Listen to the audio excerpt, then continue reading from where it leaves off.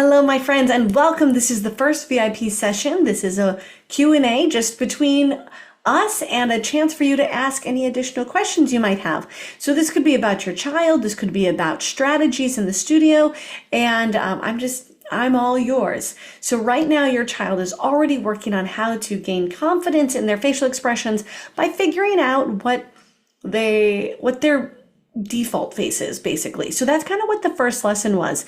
We're discussing how are they focusing in class, and then I discussed a lot about why it matters, because a lot of times we get so comfortable in the studio and we think that, oh well, our teacher knows us, but sometimes the vibe we're giving off in class isn't exactly the one we want our teacher to see for us. And so this is a really good opportunity to just kind of have a reminder of, maybe you think it's your thinking face, but the way it's perceived is negative, or like you don't like it, or like you're not getting it. And that's why we discuss that, because I think it's just a really solid reminder. Even I've needed that reminder many times in my life of, we think we get so close with this teacher, but every time we have this type of body language, it might confuse the teacher or just might make them feel bad, honestly. And so that's why we touched on that. The other thing is, like, it's kind of almost an icky lesson this first day, because we're taught all the time that it's not what's on the outside that matters, or but when it comes to body language and for us as dancers on stage, that does matter. And so it's a little difficult because we're like, I don't like saying that, it's not, but it's the reality. It's the truth. So we have to almost start talking about that again, because first impressions do matter. And when your child grows up and wants to get a job, that first impression matters. We can't just do whatever we want. We can't just have nose rings and hoops and like earrings all over our face if we want to be like in a specific role, if we want to be the face of a company or a specific company. So that's where it's like, I'm not trying to crush any dreams or be negative, but it is a reality. And so one of the things, like tattoos, I don't have any tattoos. I don't have anything against tattoos, but I don't have tattoos because I was told at a very young age that if I ever wanted to work for Disney World, I could not have tattoos to work there. And so for me, the dream of working at Disney was much bigger and much more important than me getting the tattoo. Now, I do have many friends who have tattoos, who are performers, who have worked at Disney. And so, sure, it's like, that wasn't 100% true, but it definitely did play a part in it. In any role when you're trying to perform, if you have a big tattoo across here and the costume, and that would be distracting on the costume, it's just harder to get the part. So I'm not saying it's impossible. I'm not saying you can't have tattoos or have, like, we're talking tattoos. It's not that you can't have tattoos, but it's that but I'm just trying to help you see like some things that make it harder to reach the dream. Right? I have friends who had wrist tattoos, and this one job we had, they would just pull up their gloves and then put a Band-Aid here, and they were covered. They were fine because that job wore gloves. But then when it came to cross training, they couldn't train into a different role that didn't wear gloves, because it was for Dora and Diego. Dora and Diego are for little kids. And so the presentation that the show direction wanted was a clean cut. All right. So not every show is clean cut, and not every expectation is that, but it certainly is a lot easier to add things to a costume than try to take away a tattoo. Does that make sense? So, yeah. So that's my little 2 cents in just professionalism. And so my style is clean cut and professional, and that is what I encourage my students to do, because that journey worked for me in my path. And even now in the role I have as an adult, I have to hire people to work for me, and it's a children's theater program, and we go as young as 5 years old. So again, as I'm hiring someone, I'm looking for a clean cut vision. Like, that's the reality to it. Not saying that you can't get the job for other reasons or for other presentation styles, but it certainly is a lot easier. I'm just trying to give you the easier ways to reach these goals. It's easier when you're not always fighting back, when you're not always fighting the system or trying to, I don't know. We talk about that a lot in like the college programs. So let's dive into that. So it's such a common thing to say now after COVID, of like, it is very common for performers to be double majoring. It's very common for the programs to say it's important for them that the students are double majoring and that they have other strengths that they're working on. And I will say, yes, that's good to a point, but at the same time, we still need to have like strengthen our skill. Okay, so it doesn't mean that we need to start learning how to do everything, because if you can do everything, then it's like, well, okay, but what's your thing? Like, what are you really good at? And honing in and focusing on your skill to be an expert in puts you in an elite level. But if you're just kind of learning a little bit of everything, it's just, again, different styles. So I can see, I know because I talked to all these colleges about it when, like during COVID and after. And so I could hear so many of them just talk about it in a way that's like, oh, we're trying to conform to what everybody else thinks we need now too. And I could hear it in their voices. I could hear it in like when I would ask a question and they're like, oh, I think we're trying to change and adapt and be like the rest of the world in this changing COVID time. And like, true, that was necessary in a way where we needed more technology. We needed to use less paper. We needed to do more auditions globally and accept digital submissions. We've just moved so much more digitally in the performing arts world. And the performing arts, I've got to say, is usually technologically very behind. It is, and that's fine, but so that was something that definitely upgraded. The one thing that I don't know about is that, yes, you need to have skills and you need to have other skills. So it's great to learn things like knowing how to have a bank account, knowing how to write contracts. We had classes in college about contracts, knowing how to act, knowing how to sing, so that you can have these other skills that complement your major. But if you're just double majoring randomly to have a bunch of different skills, like how are you going to put them together? You might have a plan of how they'll put together, and in your future, they'll always come back together. But in our journey of being an 18-year-old, we don't know what we're doing at that time. And that was my big issue with all these colleges trying to conform to like now being what the kids want, because they thought that's what 18-year-olds wanted, was like for them to choose their own path. And that's not necessarily true. That's true for like a handful of people, but most 18-year-olds don't know the ins and outs of the college. Like the college I went to, there were a whole bunch of classes I could have taken, sure, but I don't know the scheduling. I don't know the program. I don't know the overall goal the school has for me. And since I was willing and accepting and wanting to reach the goals that the school promised, it was very helpful that it had a very clean structure and high expectations within that structure. Now, they've also been evolving in the past couple of years as well. But where they've been evolving is technology, more commercial work. Because I think for a while it really was like very much New York or LA. And now Now we're starting to learn a little bit more like, hey, we can make more money if you do commercial work. And when I mean commercial work, I don't mean legitimately just ads or commercials.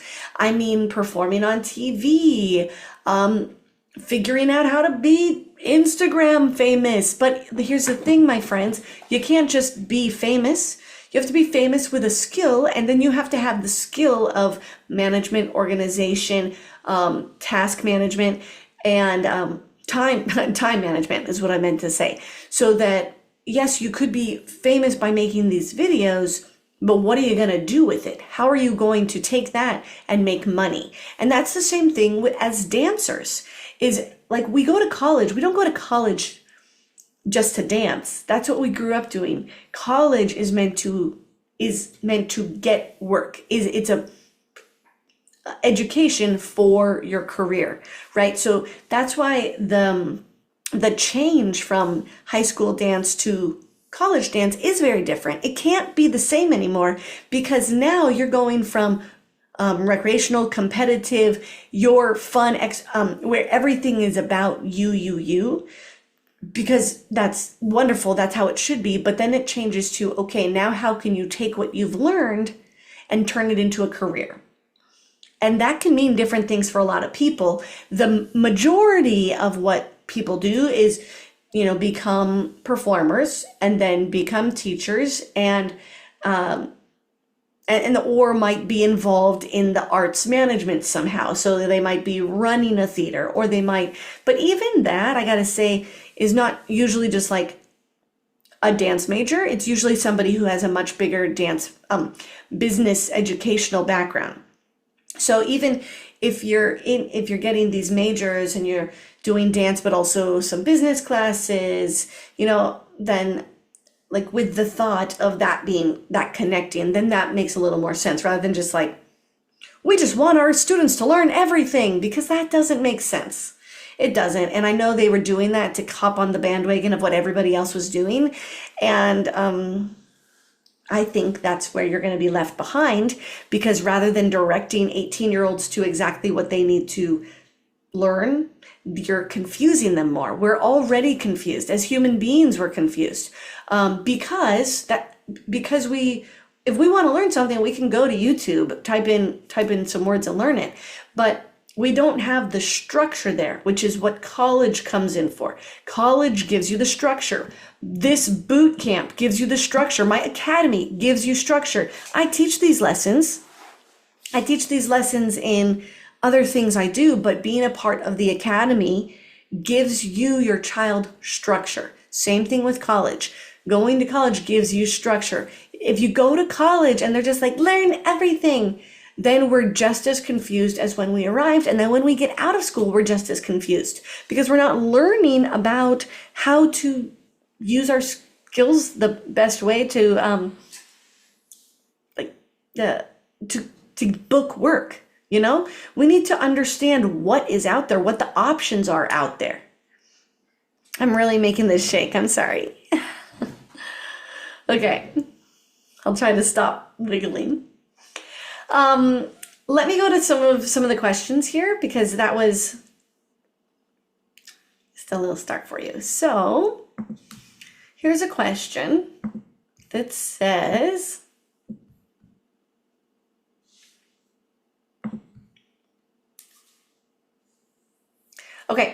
so this is like some of our, this person says, how do I support them, their child, how do I support them when they cry after placements without sounding fake? That's a good one. So without sounding fake, honest, you just be honest, right? But you gotta we gotta walk through this a few ways. Okay, so if your child is crying on stage, making a scene, being a bit of I'm sorry to say it like this, but being a bit of a brat, then that doesn't work. That's like bad behavior that needs to be nipped in the bud. Like, imagine if you were playing sports and then you lose the game and you cry because you're sad or upset, that's one thing. But to like be throwing a temper tantrum and like be mean and sassy to their teammates because they don't like how the results came out, that really is unacceptable. In my program, I would not allow that at all. That reflects poorly on the studio, that reflects poorly on you, and that's very real. I know it happens, and I know that as kids, they're gonna feel emotions and can be upset. That's real. But it's how we go about it. We can't be throwing tantrums on stage. We can't be throwing tantrums backstage after we've gone. Even when you go and then you come off stage and you start sobbing, that doesn't look good on you either. Yeah. So, I mean, if you get injured, that's totally different. But like just sobbing because you're like, oh, I fell out of this. Often, I will say it's probably because you're also tired and hungry. So, but there's a way to use your feelings.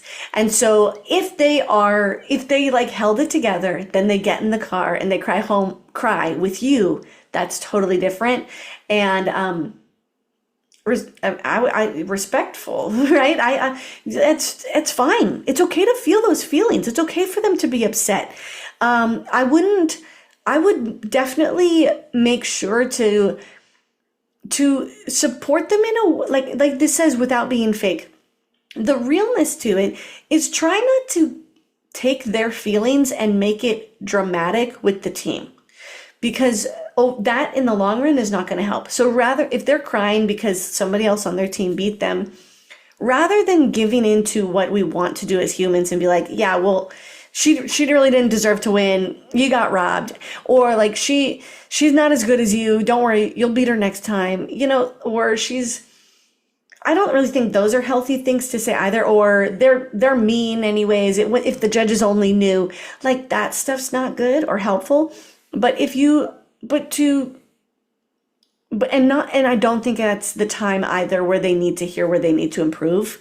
They already know they didn't win. They're already upset about it. They know, if they're smart, they probably know where they made mistakes. It's just to be like, it's okay to be sad. It's okay to be bummed they beat you. We're just going to keep trying as hard as we can and maybe take this to fuel that fire a little bit more and let us push harder, knowing that we can get beat out. But obviously at that point, they just need you to listen. They don't need you to solve the problem. I'm terrible about that. I want to solve problems. I don't like to see people hurting. When my sister calls with a complaint, sometimes I have to say, wait, are you calling to discuss, or do you just need to complain? Just need to complain. Okay, great. Then I know it's time for me to shut my mouth because I'm a problem solver. I like people to be happy. And I'm also really good at reading human beings and human behavior. So I'm very good at being able to give good advice on how to get what you want out of the situation. I do a lot of research on that, and I think it's very important in a way of communication and just learning how to communicate. And sometimes it's just emotional intelligence that can be a skill we're working on. Okay, let's get to another question. This one's good. Am I a bad dance mom if I don't volunteer for every studio thing? No, you're not a bad dance mom if you don't volunteer for everything. Now, Miss Laura, she works for me, and she's the most amazing mom. And she always talks about how she grew up. Like when her kids were growing up, she was not rolling in the dough. So what she did, because maybe she wasn't paying a donation, so how she felt to contribute was with her time. And I think that's absolutely valuable. She's like, no, I can't donate that money. I can't give extra here, but where I can give extra is my time, my service. So I think that's a great way to look at it. I think the other thing is, you have the realities of your life and your family schedule. So, and some people are going to be at every event and volunteer for everything, and some are not. I definitely would get in there sometimes and volunteer sometimes. Otherwise, yeah, it's bad teamwork to not ever be a part of anything. And then once your child gets older, they're not going to want you a part of it as much anymore. And you won't be driving them to class. So yeah, I think it's definitely good to get involved with some stuff, but it's unrealistic expectations to have to be involved with everything. Even today, I'm talking about my sister, but she called me saying she felt really guilty because there was a huge event at her school last night and she didn't go, but she runs huge events at the school and she brings in like $100,000 for that. Like that, she's amazing at what she does. And this is just volunteer work, and she felt so guilty she wasn't at that one last night. And the reality is, she can't do everything. You can't be at everything and still be good at what you want to put your focus on. And that's exactly what I was talking about with college. You can't throw yourself into everything and still give quality to what you're trying to learn or the big picture. Let's see. Let's answer one more question. How young is too young to start thinking about professional auditions? You know what? This completely has to do with what you want to do and what lifestyle you live and what lifestyle you want to live. Okay, so I have friends who do have kids audition now, and the thing is, if you are, it's like being the parent of a child actor. It's a full-time job. I know that you're already like, yeah, but I'm a parent and that's my full-time job. Right, but this is another full-time job on top of that. They don't have, it's I wouldn't say it's respectful of your time. So if you have to give notice a long time in advance, you can't do that. It is very demanding. And like, if you have an audition now, like if you submit for an audition, you could get a submission you could get an email saying, great, we need this back from you by midnight tonight, or we need it by 3 p.m. tomorrow. And so that is very demanding on a person's schedule. Or it could say, we need you in person at this audition Friday in Atlanta, Georgia. And either you can make it or you can't. So either you're able to make it to these things and you're getting yourself more of a chance to book, or you can't. I mean, the other thing now is obviously with more presence on social media, if your child has a famous presence, if they have a lot of followers, that also can get people work without having to, start auditioning professionally. So, and if you do that, you probably already know because you're already working with affiliates and you're already, you probably already have some trade-off or some brand ambassadors. But if you are on that path of trying to, like, if you want to do that journey, know that it's not just like, oh, I go to class, I post my video and then I move on. No, it's a full-time job. And it's a full-time job for the parent as well. And it's not only that, it puts your child in the spotlight at a much younger age. So you need to be equipped with the tools to help them and support them in that journey in like a health way, right? Which I know that you already know about and we all discuss already because social media is so prevalent in young people's lives. But now think social media, but also like child star actor. Okay. So kind of put them together in that sense of how much time you're willing to put into this, and does your child want to do it? Maybe they do, but there's a big difference between wanting to dance and wanting to make money dancing. I'm so glad we talked about college earlier because it's exactly the same. You no longer just get to train. Every time you go into a class, you're working on the business. It's not just about competition anymore, and competition's fun. So it's kind of like that growing up a little bit younger type of thing, but super cool if it works out for you. And if this can start launching their career now, and that's what you want for them, cool. Certainly has there's certainly a need for it. The young children are working, children are in commercials, children are on the Disney Channel. I remember that was always like a young person's dream when I was growing up, was to be on the Disney Channel. And the only way to get there is to start auditioning. Exactly. But if that is a real dream of yours, I definitely would, like, again, you can't just dance if you want to be on TV and stuff. I would get some acting classes and singing as well.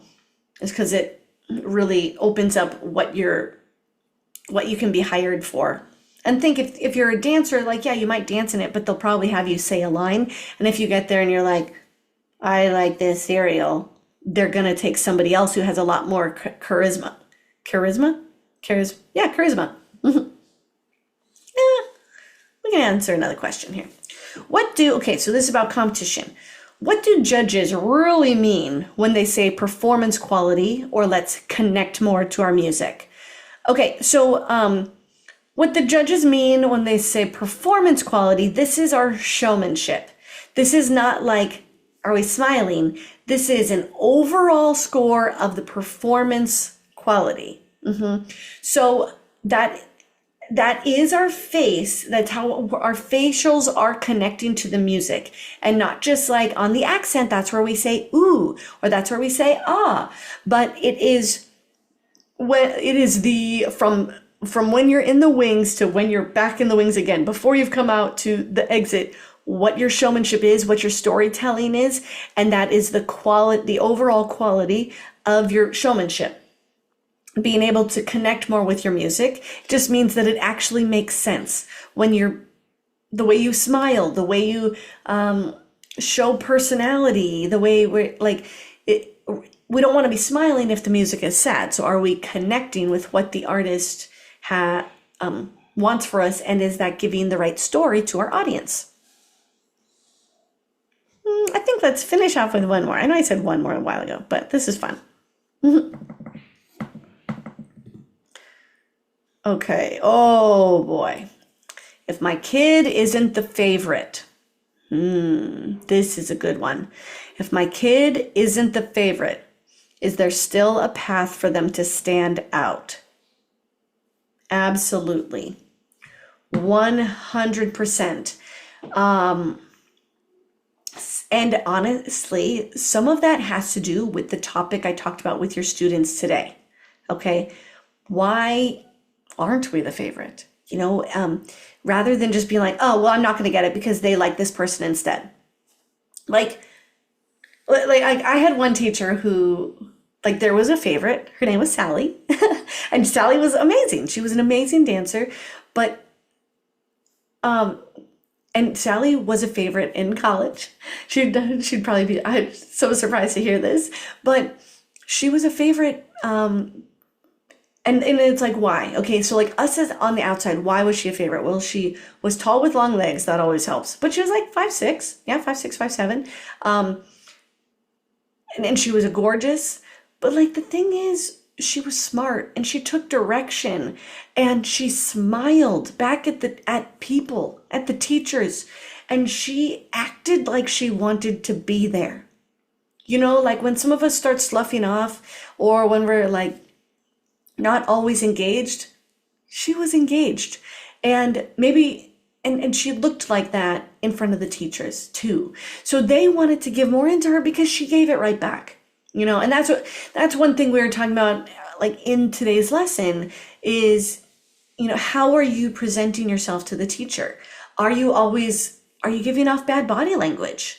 Are you always standing there with your arms crossed? And while you think your teacher knows you and gets you, they might think that you're being bratty, and you might not be. It might be your thinking face, but that's how we're being perceived. So if we're not the favorite, and maybe it's if we're not the favorite, like, I'm not saying like try to be the favorite, but again, it comes back to like what I was talking about with the tattoo stuff. Like, why put things in your way to make you successful? So like one of the things is dress code. I had a dress code issue at my studio this week. And if you are following the dress code, you're letting me like you more, right? So I'm not saying I wouldn't like somebody, but if you come in and aren't following the dress code, it shows a little bit less respect for me, the teacher and owner. You understand? So if you come in and you have a type of attitude, it shows less respect. So if somebody else is showing 100% respect, you see how like maybe that could shift that way. Now, So if you're coming in always like fighting the system, if we're supposed to be doing this and you're always like, yeah, but can we be doing this? Don't you see how like it could be more difficult? You're putting more barriers in front of yourself to become the favorite, to be, and again, I don't know your teacher. I'm not trying to like do that, but it's all about taking away those barriers to getting our success.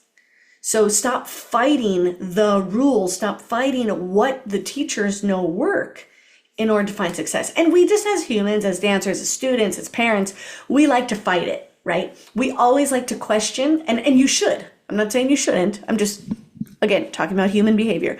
We like to fight it and be like, well, why is it this? And then if you get an answer, you're like, oh, okay, that makes sense. Okay. Or I don't agree with it, but I respect it.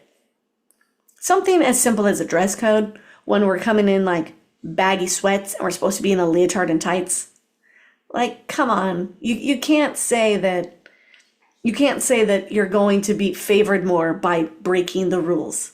You know, you're setting up a barrier in front of you. You're setting up one more barrier. You're setting up one more barrier in front of you to just to take you back one step in your level of success.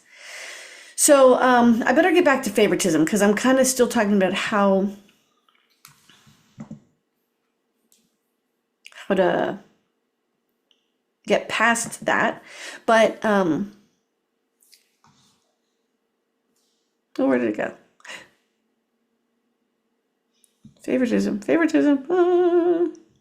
Okay, if my kid isn't the favorite, is there still a path for them to stand out?